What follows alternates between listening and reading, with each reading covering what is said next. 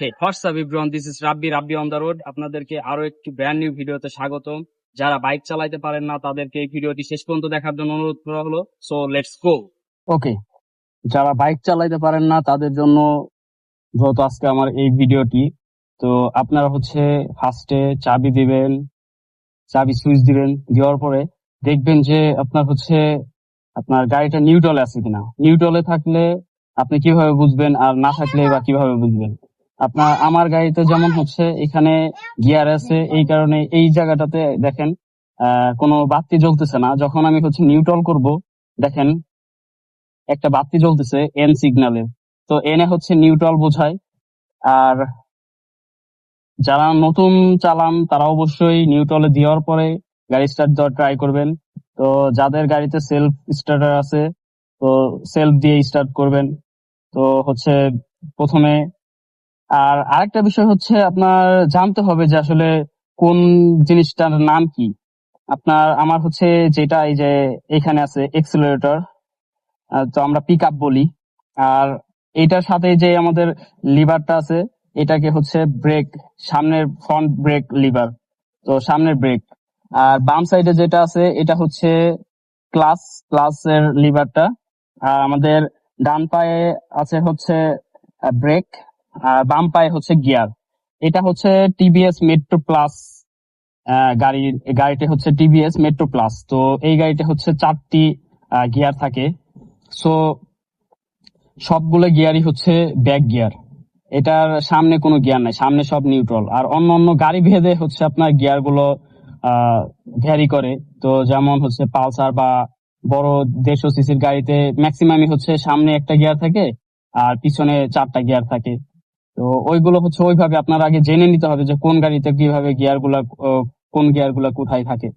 তো আমরা যেহেতু আমার এটা ছোট গাড়ি আর সবগুলোই পিছনে 4টা গিয়ার, তো গাড়িটি আগে স্টার্ট দিব, সেলফ স্টার্টার। তো স্টার্ট হয়ে গেছে। এখন যারা আপনার গাড়ি চালাইতে পারেন না তারা অবশ্যই ভাই ভয় পাবেন না। ভয় পাইলে পরে আপনার চালানোতে সমস্যা হবে।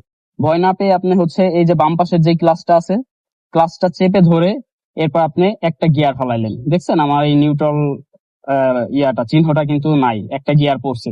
এখন আপনার এই বাম পাশেরটাকে আস্তে আস্তে ছাড়বেন, আর ডান পাশের যে এক্সেলারেটর আছে এটাকে আস্তে আস্তে দিবেন, আস্তে আর কি। দুটোকে একটা কম্বিনেশন করবেন। দুটোকে যখন আপনি মিলাইতে পারবেন, দেন আপনার গাড়িটা স্মুথ ভাবে চালাইতে পারবেন।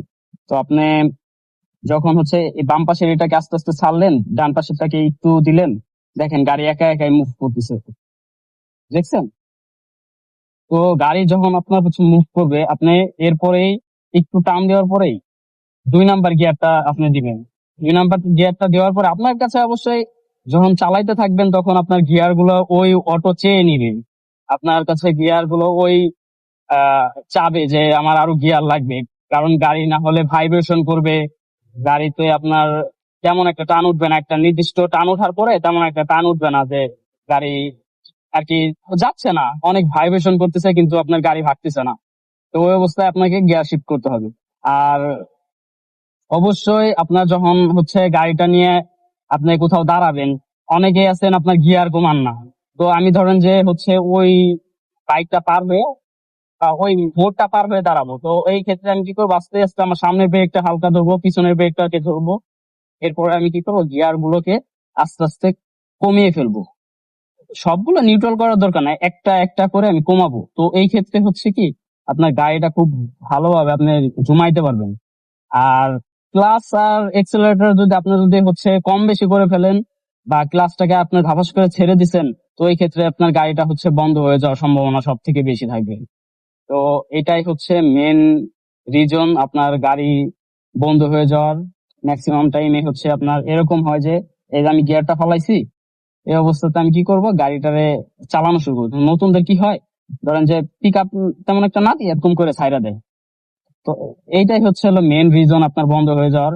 আবার স্টার্ট দিলাম, এরপরে আবার অনেকেই দেখছি যে পিক আপ জোরে দেয় এরকম করে গাড়িটারে ছাইড়া দেয়, পিক আপ ক্লাসটারে ছাইড়া দেয়। তো আমার কাছে তো বন্ধ হয় নাই এখনো এইটাতে, কারণ আমি চালাইতে পারি হয়তো বা এই কারণে বন্ধ হয় নাই।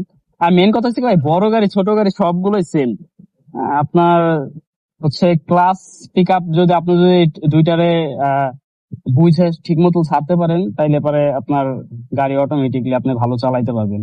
আর ব্রেকটা মেইনলি হচ্ছে আপনার ডান পাশের ব্রেকটারে সবসময় অনেক হার্ড ভাবে ধরবেন না, কারণ সামনের গাড়ি আপনার যখন সামনের চাকাটা স্লাইড করে যাবে, এরপরে কিন্তু আপনার গাড়িটারে কন্ট্রোল করতে পারবেন না। পিছনের ব্রেকটা হচ্ছে একবার স্লিপ খাইলে আপনার ধরেন যে পিছনের দিক থেকে এদিকে ওদিকে মুভ করবে, চলে যাবে, এরকম হবে, কিন্তু আপনার গাড়িটা কিন্তু আর কি ধাপাস করে পড়ে যাবে না।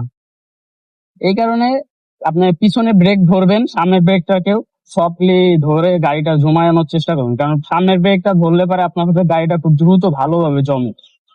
যে কোনো একটা ব্রেক কখনোই ধরবেন না, দুইটারে কম্বাইন করে আপনি বুঝে এরপরে হচ্ছে ধরার ট্রাই করবেন। না হলে আপনার ধরেন যে গাড়ি অ্যাক্সিডেন্ট বা আপনি নিজে নিজে অ্যাক্সিডেন্ট করার সম্ভাবনা সব থেকে বেশি থাকবে, কারণ আপনি যখনই হচ্ছে গাড়ির কন্ট্রোলটা আপনার কাছে থাকবে না, তখনই কিন্তু আপনি গাড়িটা নিয়ে নিয়ন্ত্রণ হারিয়ে পড়ে যাবেন।